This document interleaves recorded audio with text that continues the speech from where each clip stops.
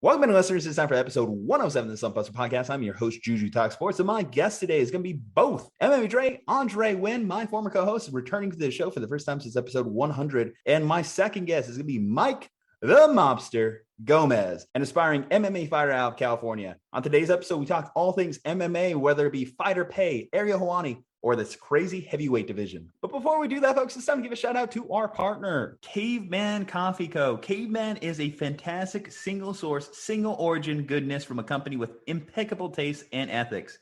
The people behind it are beautiful souls, and the coffee is delicious fuel for the never-ending quest to do better, be better, love harder, and enjoy deeper. Guys, I tell you, their Nitro Cold Brew is the perfect blend of energy and refreshment in the morning. Great way to start the day. But why stop there? They have their Mammoth blends, which I highly encourage you getting. They have their hibiscus teas, which are delicious. And guys, if you use our promo code SLUMP, you get 15% off your next purchase of any of these fantastic products. cavemancoffeeco.com, promo code SLUMP. Guys, don't be a chump. Use promo code SLUMP and get yourself a case today. All right, y'all, it's time for the episode. MMA Dre, Juju Talk Sports, Mike, the Mobster Gomez, episode 107. Let's get it. Let's bust the slump and let's enjoy.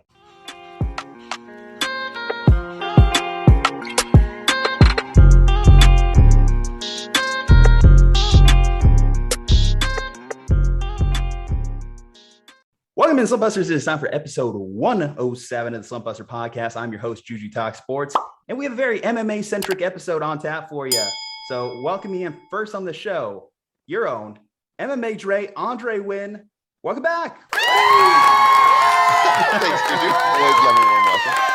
And then joining us also, the gentleman to my right or left, depending on how this comes out post-editing here, Mr. Michael Gomez, Michael the Mobster Gomez. We got to keep comedy to a minimum on this pod, folks. Sorry about that, as my current guest is dealing right now with a rib issue. Yeah, that's right. Thanks for having me here. I'm very blessed to be here. Nothing too crazy, just a little bit sore down there. So just going to take it easy. What happened? Like, kind of walk us through. Was it during training or how'd that come about? Yeah, so yesterday was just sparring day. We always spar on Fridays at my gym, Gracie Fighter Stockton. Great gym, great guys in there. Just sparring with one of my teammates, Ernie, got me with a good kick and felt that one a little bit. Finished out the round though. And then after, I was like feeling around, felt kind of funny. So I told my coach, hey, I think I'm going to take it easy for a little bit. And he said, sounds good. And what type of level of competition are you in like right now? Like, where's your kind of career and what would this fight have meant to you if you had to step down from? So this is just amateur mixed martial arts here in California. I've been fighting for about 7 years now. This will be my fifth fight with 559 fights. So the last fight I was with 559 fights, and then that was about 2019, couple years ago. It was the main event of that fight, and then COVID happened and everything, so we took a 2-year layoff. I was getting ready for this upcoming fight in September 18th down in Visalia, and that was going to mean a lot because that was a fight that was a number one contender fight, and then if I win that fight, I fight for a championship belt, which would have been pretty exciting. But me and my coach talked it out. We're going to see how everything goes, and then discuss a game plan about that. Nice. Yeah, I know all about rib injuries. I'm sure Juju will tell you, our district of our senior year, one of my ribs popped out wrestling, and after that, like, couldn't get up, like I couldn't wear a backpack, nothing like that. So had to stay home from school for a week. But I mean, it's exciting. It sounds like you're on a good trajectory. When do you think you'll make that leap from, amateur to pros? Because some people do it in one fight, some people do it in 5 fights. So I guess what's that trajectory look like for you, Mike? Yeah, over the past few years, I've just kind of built this confidence of just being in that cage and just being relaxed all the time. And right now, like, I was just so confident going into this fight. And I still feel confident about myself and my skills and everything. And just working with my coach, Coach Torres at Gracie Fighter Stockton, and working on my Muay Thai skills, things like that. I'm a really good wrestler. I've been wrestling since, I was a kid, and elite level wrestling here in California is second to none. And so I was getting ready to go pro here, maybe at the end of this year. In 2019, going into 2020, I was confident that I was going to go pro that year, but then everything had happened. And so now it just pushed the game plan a little bit back. But with everything that's going on right now, it'll probably be, early 2022. I'm looking to make my pro debut. it also depends on my coaches, how they feel about that. So we just got to talk it over. What's kind of like the game plan? Do you anticipate rescheduling this fight down the line? How long do you think you'll be on the mend with a type of injury like that? We know it's rather limiting also as far as like a training perspective. Yeah, just listening to my body. I've looked it up. It takes a little bit of time, like a few months to heal. Sometimes even up to like 6 months, I've heard. But just listening to my body, seeing how it feels, getting back in that gym and training, as hard as I can again, doing everything that I do and just trusting in myself and being confident always. That's the number one thing, is just being confident when I go in that cage and knowing that I'm a lion in there, and I'm gonna, go to work. And so we'll just see what happens. What type of disciplines have you been taught in? Like, what is kind of like your style, and how did that come together towards what you are today? Yeah, so MMA, you have to train everything. This is, anything can happen in that cage, and you got to be ready for that. Like I said, I was a wrestler growing up, did some elite level wrestling. I was a part of the all-star team here in my area. I was invited to nationals down in Fargo. And then also I've placed, at California state wrestling tournaments about 7 times. My highest accolade being second place in Greco-Roman. I'm known for, my really good stand-up skills. I have good hand fighting, things like that. And so and staying square. You don't want to get taken down or thrown and things like that. So that's really translated well into my MMA career, because straight off the bat, I had a good stance, kept my guard up, and I was ready. Like I was a dog in there. I kept training hard, no excuses. No, that's impressive. And just for, listeners that don't understand how hard wrestling is in California, right? Is you have the CIF tournaments. And so like in other states, they break it into like, oh, there's 3A, 4A, 5A, and those are like the size of your schools, right? So you have all your small schools wrestle each other, big schools wrestle each other, medium schools wrestle each other. But in California, it's just everybody. They just throw them all into big brackets. And then by the time you get to the state tournament in California, it's literally the best of the best. And so that's impressive. And that's why, you have all of these California schools that are always, creating outstanding, college and Olympic level talent. It's definitely impressive. Mike, if you had to, I guess, do a comp, who would you say as far as like a big name that people would know that you sort of emulate your style off of? Or if you're like, hey, I really like his style, I try to mix in some of his stuff, or her too.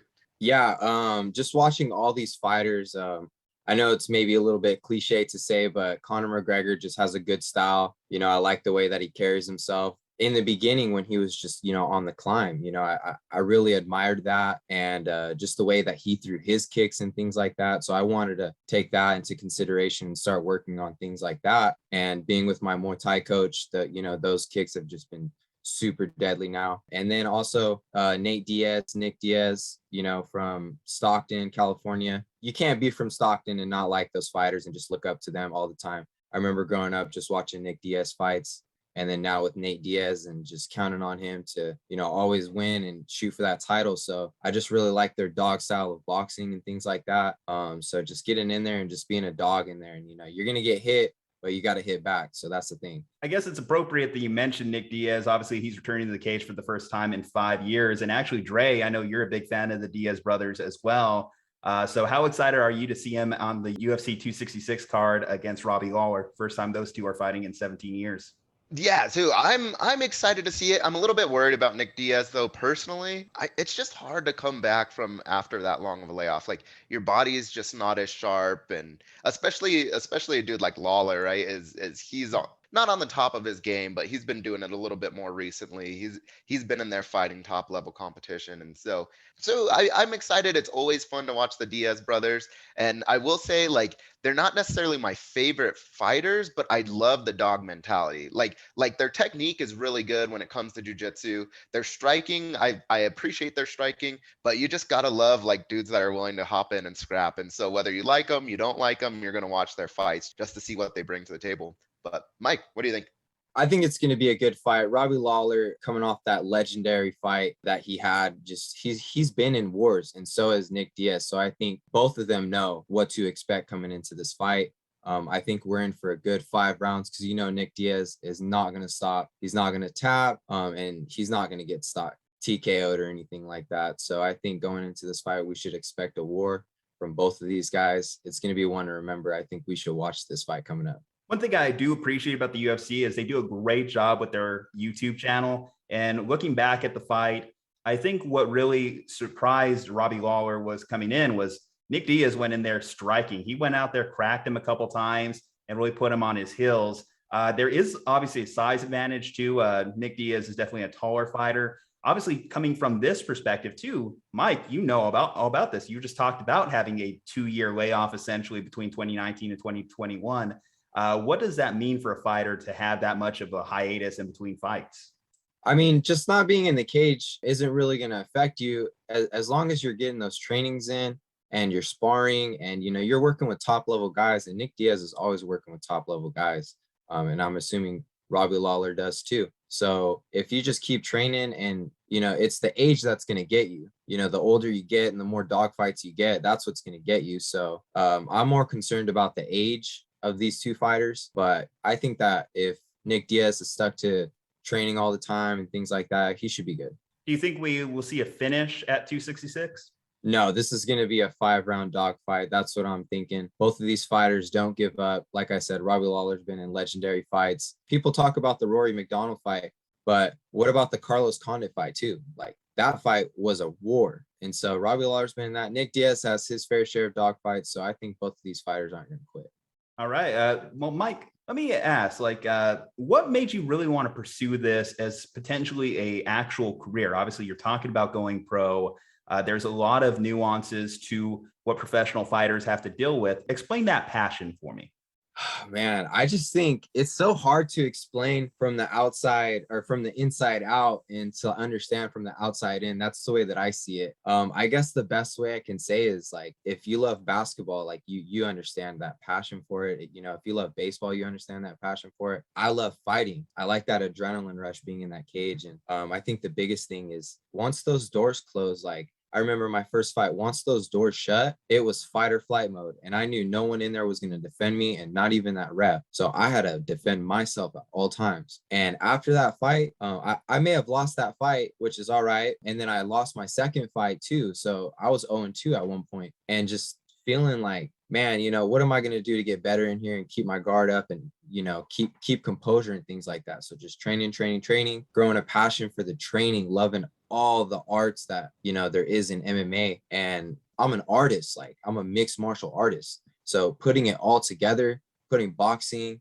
and wrestling and Muay Thai and jiu-jitsu, putting it all together and just being a well-rounded fighter and growing a passion for being an artist, that's huge. That's why I just love to fight. So those are the things that I love to do all the time. It's good for my soul. I think everyone it's something that it's not work. It's something that you love to do every day. So I don't wake up thinking, oh, I'm going to work or, oh man, I hate my job, things like that. It's something that I love to do every day. Yeah. So Mike, everybody knows, of course, the big organizations when it comes to MMA, right? So you've got your ONE FC, your Bellator, and your UFC, but a lot of people don't understand, I think, the path that it takes to get there. So could you talk about that a little bit of like going from being an amateur to having to go through like some of the local, organizations and fighting in California or wherever you can get fights, Las Vegas, wherever, and trying to work your way up to those bigger organizations? It's just about making a name for yourself and branding yourself and being marketable. That's the biggest thing that's going to get you up there.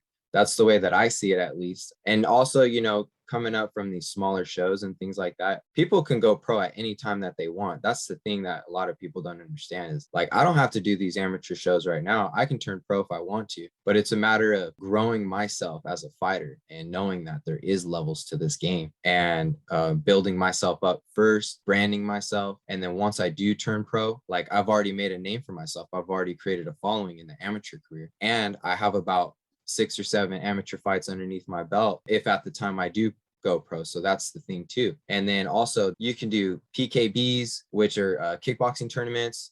You can go to wrestling tournaments all the time for USA Wrestling. They have an open division. You can go to jiu-jitsu tournaments, things like that. So it's not just MMA record or fights like that. I'm having 30, 40, 50 fights underneath my belt doing all these tournaments and things like that. So I have all this experience going into professional. I go into my debut professional and my record's wiped clean. So all my amateur record is done. I go to pro, my record is 0-0. You know, I could go on a 3-fight win streak, going pro 3-0. Next thing you know, you get a call from Bellator, someone in the area, someone big, things like that.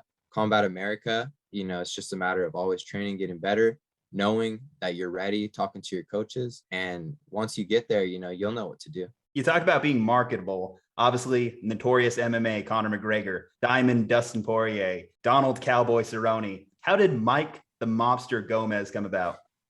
Oh man, that's such a funny story. So I was in Monterey with my family, you know, having a good time over there. We went through one of these little like picture booths, and it was like old-fashioned picture booths. And this lady put on like a suit, like a black suit and tie on me with like a, you know, the hats that the mobsters wear. And then she gave me something to hold in my arm, and I was all like, okay. And I look at the picture like later on, and I'm all like, man, like I look like a mobster. And I'm thinking at the time, like, man, what should my name be for fighting? Like, what do I don't even know. I came up with like Gorilla Gomez and things like that. I'm like, nah, that's lame. And then I even made some shirts that have a gorilla on there too.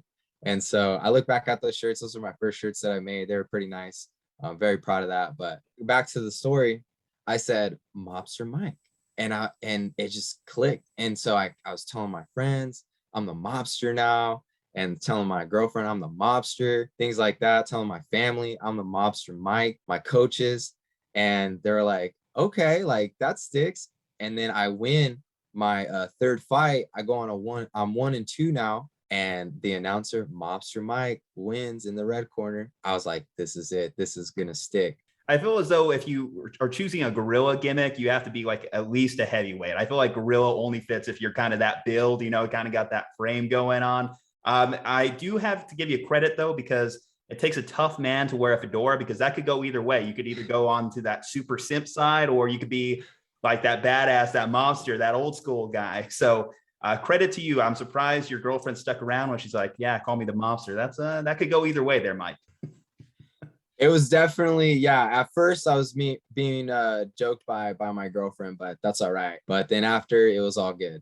No, I love the mobster nickname and the mobster moniker. I think it definitely fits better than, you know, Gorilla Gomez. So as much as I'm sure those first shirts were sick, and I'm sure a whole lot of people would have loved them, I like the mobster a lot more. You know, you're talking about branding, building a brand and all that. Could you also talk about sponsorships? Have you started looking at like people to get you sponsored? Do you already have sponsors? And what's it going to be like trying to grow that? Because I know that that's a huge source of revenue for a lot of fighters, even the big name pros.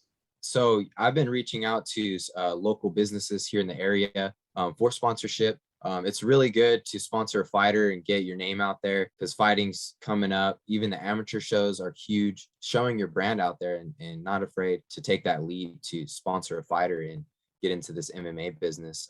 Been looking for sponsors, don't have any yet. Pre-COVID, I was sponsored by this t-shirt company, and they made my t-shirts for a really good price, put their logo on there, and the shirts sold really well. They sold out. So that was pretty exciting. And I was going to do some business with them again for this upcoming fight, but then, you know, some things happened. So Have you hit up Condom Depot yet? I have not, but I'll look into it. You know, that is a thing that kind of leads into a topic that we definitely want to discuss. So fighter pay, obviously sponsorships are a big source of revenue for a lot of fighters. And going back to, yes, I joke about it, the Condom Depot days, fighters were able to reach out to sponsors, have them located on their pants, on their equipment, whatever it may be. And that helped them, you know, add to their revenue stream a little bit. Obviously, the UFC went out there, they got a deal with Reebok, and that led to that being less of that NASCAR feel. That's at least how they kind of like explained it. The UFC has done other things too to add revenue to the sport. $175 million 10-year deal with a crypto agency, $1.5 billion ESPN television deal. Right now at this point, so fighters earn about 12 to 18% of the revenue from the organization of UFC. So UFC fighters about 12 to 18%. Compare this to the other mainstream sports, the NFL, the NBA, MLB, where the share is closer to 50%, at least in the 40%. When you hear that as a young fighter, Mike, does that at all discourage you when you're trying to work your way up through this industry? I'm not really worried about the pay right now as much. just getting that experience here in the amateurs, because amateurs don't get paid. So if you're a promoter, you know, and you want to be in the amateur business, you're probably going to make a lot of money because you don't got to pay these fighters. But when it comes to like getting medical fees and things like that done, it does get expensive. So making a little bit of money would help just to cover those costs. And then going into a pro career, going into the UFC, if I were to make it that far and the fighter pay I was getting for some of those fights, putting on elite level fights, then compared to the NFL too, as you said, it's like, why do it when you're putting your body on the line? And then you have other people making a ton of money for just promoting a fight. So that's the thing, you know, we fighters need to get paid a little bit more, and then we'll be good. Yeah, I 100% agree. I think that fighters are incredibly underpaid. I mean, you do have your rare occasions like a Conor McGregor, right? Or Anderson Silva back in the day, Jon Jones before some of his issues. But even now, Jon Jones, I think, is still pretty marketable. I guess, Mike, I would want to ask you, how do you think that we can bring a little bit more balance, or how do you think we can go about implementing, whether it's different processes, new business structures to get fighters more pay? What do you think it's going to take? Do you think it's unionization? Do you think it's something else? Well, you mentioned unionization. I don't think the Conor McGregors or the Jon Joneses are going to be a part of that union because they're already making a lot of money. So that's the thing. It would be tough to get them a part of that, get a part of that movement. It's more for the smaller fighters that haven't created a name for themselves yet, or they have a small fan base. They're not making those ticket sales, things like that, and getting people interested in the sport. But the business has money to give them to increase that fighter pay and to build a marketing strategy around them too. That's the thing. As tough as it would be to get a union, though, I think part of the reason it would be a net benefit, and believe me, I'm always one of these guys too, that I'm always thinking of the team when it comes to stuff like the NFL in particular. I've always been a big proponent of, I think the owner friendlier leagues tend to be better for fans. But when it comes to these independent contractors, in terms of whether it be not only MMA, but WWE, it does get a little bit of a stickier territory. And there's not a great fit because there's always another guy. That's one of the constant issues I think that does affect these fighters. But some of the things that I do think that need to change is, you mentioned medical bills. I think that fighters shouldn't have to really do that cost. Certainly, let's say yourself right now, obviously you're on the mend from a broken rib. If that cost was covered in your expenses, that would be, I think, better for the sport. Fighters spend about 5 to 10% of their earnings in gym fees. You look at a athlete like Russell Wilson, he spends $1 million on his body each and every year. I would imagine that the most elite level UFC fighters also spend about that much on their body as well, whether it be special diets, training exercises, whatever it takes. Then you have to pay a manager. That's about 20 to 30% of your fees. So you're really cutting into how much people could really make, just because there's extra costs added into being a UFC fighter that I don't think really people really think of. And I do think that one of the big problems is, if you can't give them a little bit more of that revenue split, I think that there should be something to these TV deals. There should be something to these $175 million deals with extra organizations and stuff, especially if you're going to be cutting off a huge source of income, with their equipment, their kits, etc. I think that that's kind of the grosser stuff of the industry. 53% of fighters make less than 100K. So it's a big sport. But when you do think about that, there's less athletes in the UFC than there is in a NFL, than there is in a NBA, than there is in an MLB. Hell, you have 3 different organizations between AAA, AA, single A, and you have all these individual fighters that are making less than 100K for one of the most physically demanding sports in the modern athletics. I think that those are kind of issues that I think need to be resolved. And there's a lot of public pressure right now by fighters. They're getting thrown on Dana White and the UFC organization as of the moment, but it needs to be more, because I don't think they can maintain 18% of a revenue split consistently for the next 20 to 30 years. I think that needs to be changed as the sport continues to evolve. No, I agree, Juju. I think that that it's not sustainable, especially now we're starting to see some of those big athletes come from other organizations. And I'm not talking about just fighting organizations, right? But you've got, the Greg Hardys and NFL players and, some basketball players that played basketball in college and all that. And so now that MMA, I think for a long time, you could have argued that, oh, this is a growing sport. We need more of the revenue from the UFC to market it, right? Or the other organizations, the ONE FCs, the Bellators, we need that revenue so that we can market the product and grow it. But MMA is quickly becoming one of, if not the biggest sport in the world. I mean, I don't know if it'll ever topple soccer, for instance. But MMA, you can do it on any continent. You can do it. You don't need a whole lot of equipment. And so those arguments of like, oh, we still got to grow, we still got to promote. I think, it's almost on autopilot now. You can just keep doing the same formula and start increasing fighter pay. And I imagine you'll attract better athletes. We're already starting to get interest from soccer players like a Jose Aldo, or like I said, football players and basketball players. And so now you can attract these elite level athletes. And I personally think that the UFC and other top organizations that can pay a lot more money, they'll have like cream of the crop athletes, even better athletes than what they currently have. And they've already got some of the best of the best. But when you can attract top level talent with pay, and you can pay for them to do all of the physical training and upkeep of their body, you do end up getting, better fights, and you end up getting a better product that you can already, promote. So spend a little bit more money now and make a little bit more money later when you have these huge super fights with these amazing athletes that continue to grow with the sport. I could see that kind of argument too. We are already starting to see some elite level athletes coming in. Closing thoughts here before we get into like some of those elite level athletes to talk about. Like I mentioned, the current business model, it's been good for the sport as it continues to grow and evolve. As you mentioned, the UFC is relatively, in terms of other sports, maybe about in its adolescence. It's not quite at full grown adult status. It's the sport's maybe about 30 years old, give or take, 40 years old, depending on how far back you want to trace it. Whereas, obviously the NFL, MLB have been around for 100 plus years. So they've more or less had the opportunities to collectively bargain and get some of the deals that they have. At this point, I've heard in a recent interview, Dana White say stuff like they're back up to 100%. So COVID didn't even really hit them as hard as it hit other sports. If you listen to some of the brass, they'll say fighter pay is up 600% since 2005.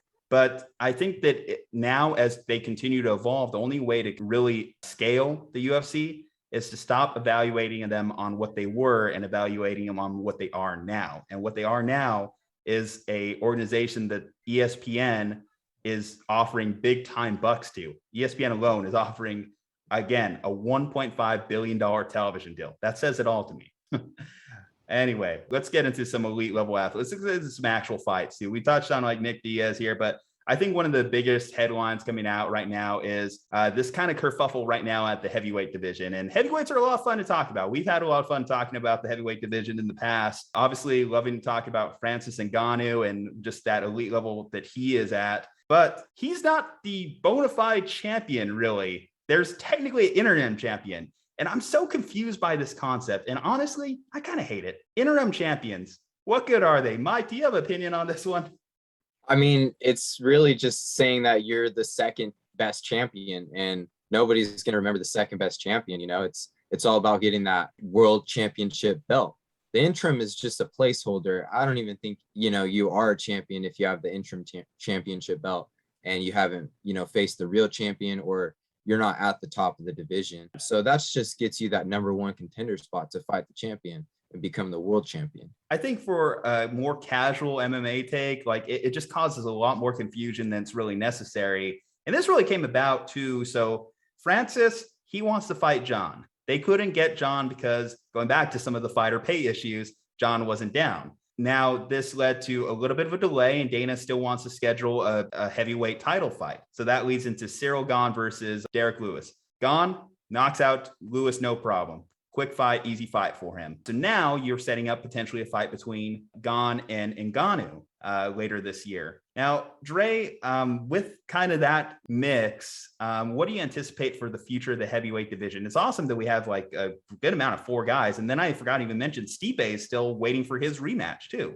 Yeah, no, I think it's great. I think this is, some of the best fighting we've seen out of the heavyweight division and, maybe ever, especially with how technical some of these guys are. So you had Stipe, who was extremely technical. And then, of course, he lost to Ngannou, who I would say on his feet is and on the ground, he's maybe not as technical as some of the other names you've mentioned, such as, Cyril Gane or Cyril Gane, however you say his last name, right? But Ngannou has just so much power that like he can overcome some of those technical deficiencies. And then of course, like we said, the interim champ Cyril, he's just a freaking beast. I saw old sparring session between him and Ngannou, in fact, and Cyril can, he's smooth, he's fluid, he looks just like one of, the smaller fighters that is more technical. And so I'm really excited about the future of the heavyweight division. And, who knows what's going to happen with Jon Jones. I know Jon Jones is another one of those dudes who's been on a long layoff, a long break, but from all accounts he's putting on muscle in a good way, a good sustainable weight, unlike the last time that he started basically bodybuilding and he looked slow coming off that. So if Jon Jones can keep that same sort of fluidity and smoothness to his technique as well as increase his strength, you pair that with the long range that he already had at light heavyweight, he brings it to heavyweight, he's still just as tall and just as long as pretty much everybody else. I definitely think we can get some interesting matchups. As far as like what's going to happen next, though, I feel like Jon Jones, no matter what, still isn't going to get paid what he wants to get paid. So I do see the next fight being Ngannou and Gane. I think that that'll be a really good fight. And in fact, I could see that being one of the fights that Francis Ngannou loses.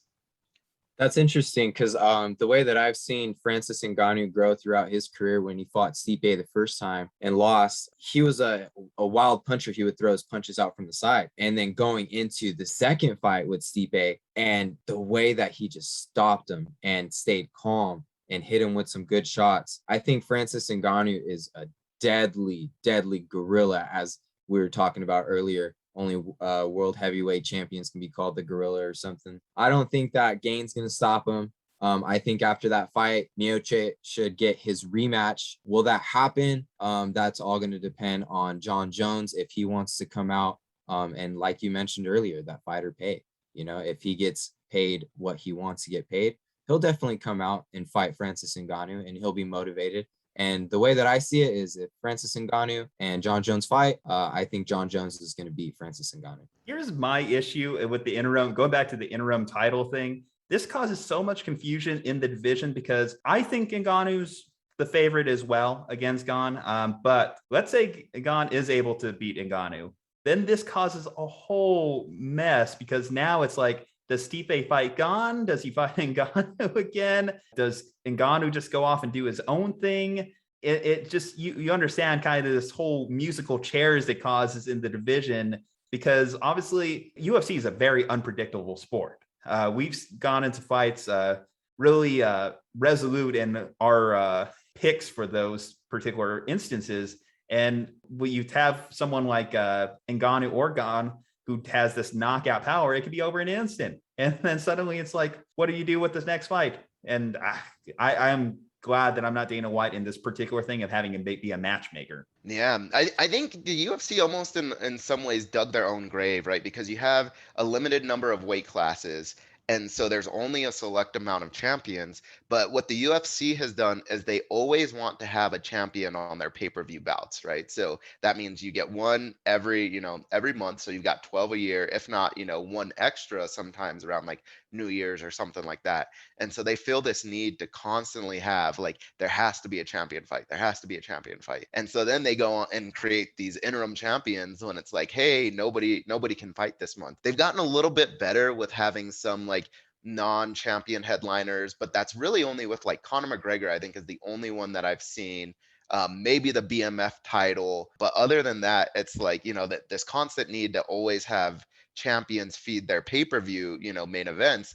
it's like, well, what happens when some of your champs are hurt or they just want to take a little bit longer to get back into the game, and it causes this whole dilemma. The other thing I don't necessarily like about interim champs is, like Mike said, they are just a placeholder. They're like, hey, you're second best to the champion, but then the interim champs never fight to defend an interim championship either. So then, if the interim champ can't fight and the main champ can't fight, it puts the division on hold for everybody. And so I don't necessarily have a point to my rant, except for I agree with you, Juju. Interim championships can sometimes suck. I mean, I get the point that the UFC is making, trying to make everything a championship fight, but it sucks for the fans sometimes. I mean, Ngannou really just won that title in March. It's not even like we had to even wait that long. And then suddenly we have the Gane versus Lewis fight just literally like 2-3 months later. It's like, what the heck? Can't we wait a little bit? I know we live in a little bit of a microwave culture, but give us a little time, guys. Let us enjoy this Ngannou title. Yeah, no, I think interim belts have been abused over the past few years just because, the UFC is wanting to put on so many championship fights. The interim belt was for when a UFC champion gets hurt, then there's an interim champion. And then when the injured fighter comes back from his injury, then that champion is going to fight the interim champion to settle that dispute. But now it's just about, well, we need to make another championship fight. There's a huge weight gap between lightweight and welterweight.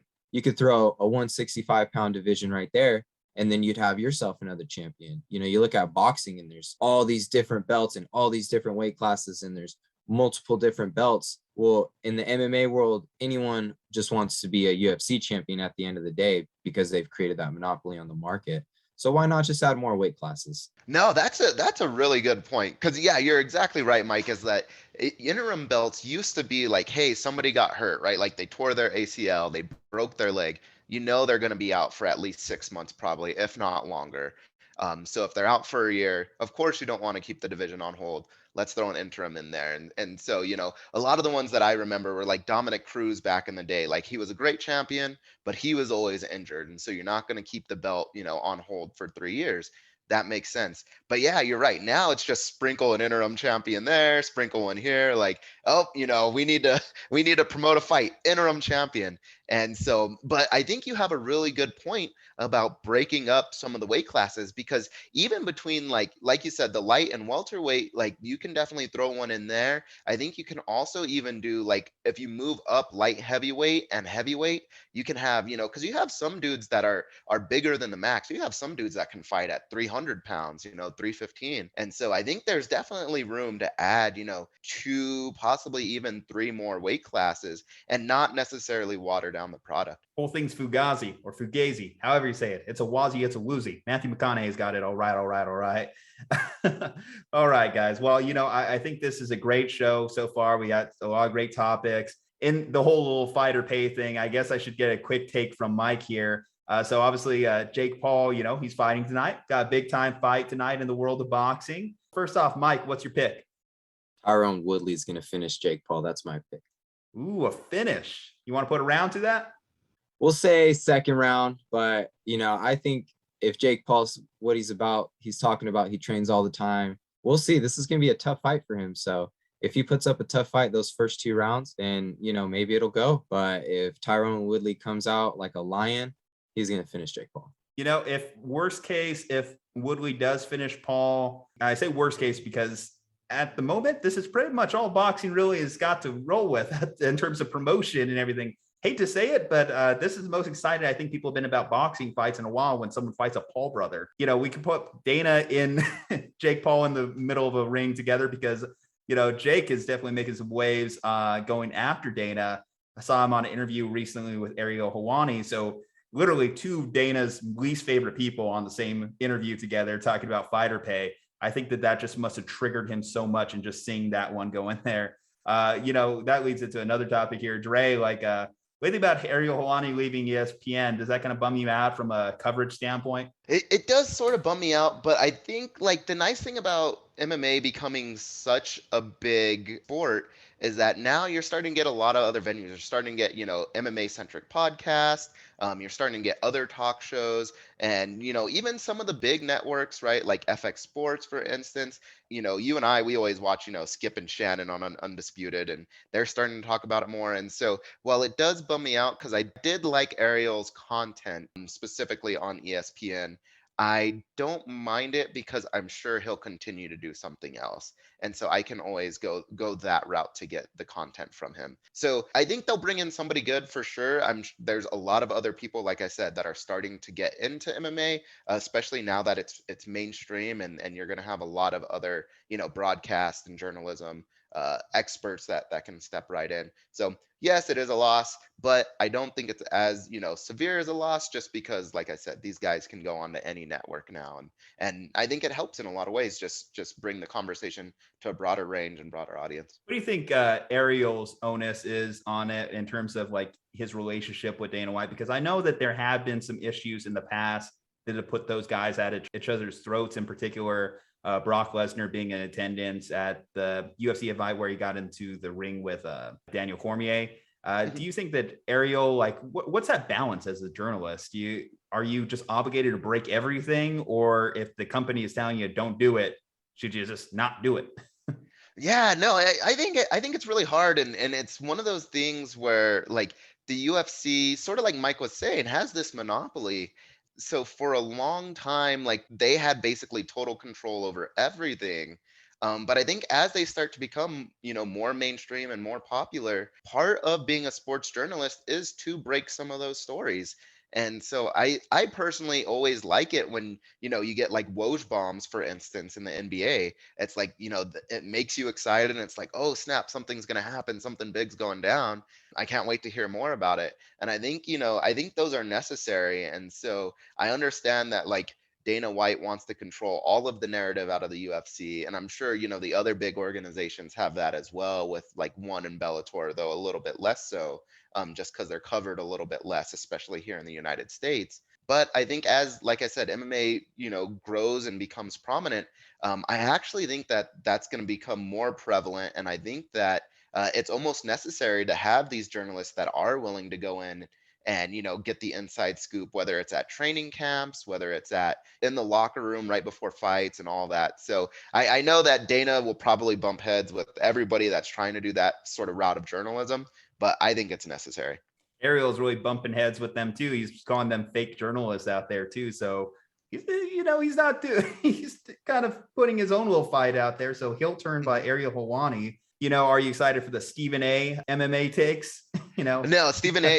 is awful. Like, I know he tries with boxing and MMA, but like I said, like, it's a give or take. Like, I'm glad that MMA and, and combat sports are gaining some prominence in just the mainstream sports sector. Like, I think it's a great thing. For a long time, all you ever heard was baseball, football, basketball here in the United States, soccer everywhere else. But now it's like, oh, MMA is, sneaking its way in there, right? As sort of that fifth sport. It might overtake a few, especially here in America. It'll definitely overtake soccer at least, right? And so while I don't like the analysis that big names like Stephen A. and even sometimes like Skip Bayless, right? Even though I mentioned them, they don't always have the best takes because they don't understand what's going on. And in fact, right, like Mike was saying, once you're inside, you know what's going on. Once you can see, like you've done jujitsu for a little bit, you start to understand what it means by controlling distance, even when a guy's on top of you or you're underneath. You understand, like, oh, don't put your hand on the mat, right? It's gonna get, you're gonna get Kimura'd or you're gonna get armbarred or something like that. And guys that have been covering football and basketball, they don't understand that. So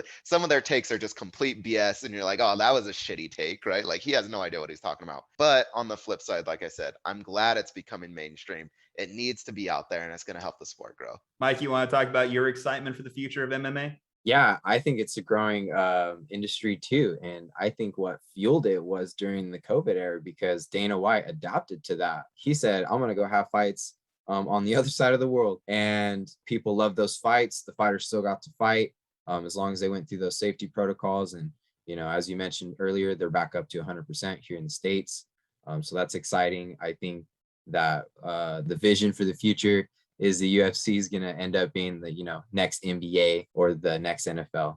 You know, as much as we like to shit on Dana from time to time, talk about fighter pay, these Ariel Helwani rivalries, these random issues with fighters, you do have to say the guy has some big time balls, and that's definitely what's put MMA and UFC in particular on the map. Speaking of being on the map now, Mike, thank you for coming by the Slumpbuster. We appreciate your time here. Is there anything that you're hoping to plug? Obviously, you know, you were coming in here, you're hoping to talk a little bit more about your fight. That's not happening. Where can people follow you and kind of like keep track of your career moving forward? Yeah, so just the main source that I post on all the time is my Instagram. You can follow me at Mobster Mike. Just simple as that. Mike, the Mobster Mike, or Mike Real Mike. You might still have that IG handle. We got to check in on that one there. Actually, I want to plug my gym that I'm training at, Gracie Fighter Stockton, and all those guys over there, and my coach, Gabriel Torres, great coach, Muay Thai coach. Also want to plug my teammates, Ryan Atterbury, he's a professional fighter. Want to plug my other coach, Phil Collins, he's my MMA coach. And then just all my supporters that always support me and come to my fights and buy all my merch and things like that. Like, thank you so much. I appreciate all you guys, and thank you. Gotta show love to the guys in the back. You have a coach named Phil Collins, though? I can't just slide past that one here. Yeah, they call him Phil the Pain Collins. He was coaching me my last 3 fights and got me to that 2-2 record. So, you know, very blessed. Dre, any closing thoughts? No, I just want to say again, thanks Juju for, you know, always letting me come on, and I love talking MMA. So we'll have to do it again. Hopefully after, you know, the Woodley and Jake Paul fight, we can have a topic to talk about. Maybe we'll get Mike back on. Oh yeah, if that one ends in a finish, or ends certainly in a finish like Mike is talking about here, then we'll definitely have to exchange words on that one, guys. But if you want to stick around for that one, if you want to stick around for that video, you have to hit that subscribe button. It's right there, guys. Go ahead and hit that subscribe at Slumpbuster Podcast on IG, at Slumpbuster Pod on Twitter. If you want to show some love, definitely leave us a 5-star review on Apple iTunes, or leave a like on this video. Check out our partner, cavemancoffeeco.com. Come on, don't be a chump. Use promo code SLUMP. Save yourself some money on your next delicious purchase of cold brew coffee from cavemancoffeeco.com. Mike, Dre, Juju, stay safe, happy, and healthy, and we'll see you on the next one.